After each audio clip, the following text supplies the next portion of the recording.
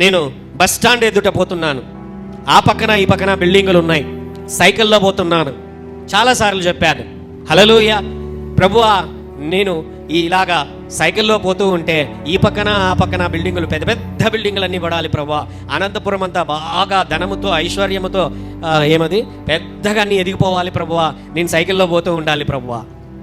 హల్లెలూయా. వెంటనే దేవుడు చాలాసార్లు పంచుకున్నాను.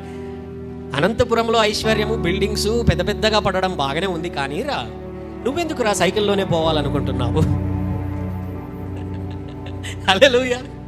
ఏంటి, నువ్వెందుకు సైకిల్లోనే పోవాలనుకుంటా? ఆ ఒక్క మాట అవును, నాలో ఉంటున్నటువంటి పేదరికపు మనస్థితి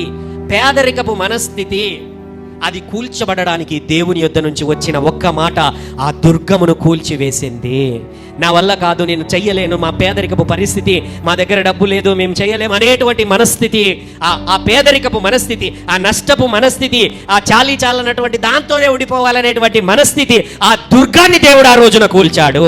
అప్పటి నుంచి ప్రభువా, నేను హెచ్చింపబడతాను, నేను ఆశీర్వదింపబడతాను, నేను వృద్ధిలోనికి వస్తాను, అన్ని విషయములలో దేవుడు నన్ను హెచ్చించుచూనే ముందుకు నడిపించుచూనే వెళ్తున్నాడు, దీనినే నేను ప్రకటిస్తాను. హల్లెలూయా.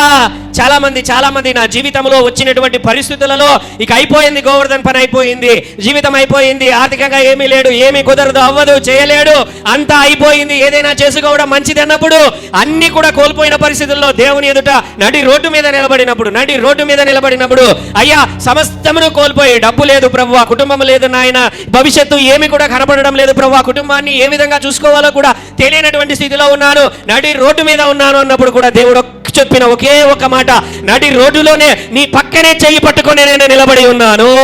హల్లెలూయా. నిత్యము నడిపించేటువంటి దేవుడు, నీకు తోడై ఉన్నాను కనుక భయపడవద్దు, నా కృప నీకు తోడుగా ఉన్నది. హల్లెలూయా.